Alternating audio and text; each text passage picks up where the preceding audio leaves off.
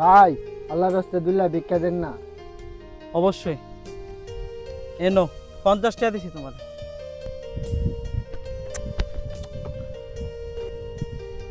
তুমি আমারে 50 টাকা দিছো, এই গিফটটা নো তুমি।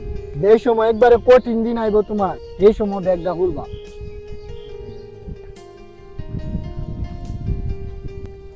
শাকিল ভাই, তোমাদের টিয়া ভাই কদিন হয়েছে? ওইটা মোবাইল তো টিয়া দো, মোবাইল লয়ে গেলাম, টিয়া হাজার দিয়ে মোবাইলটা নিবা।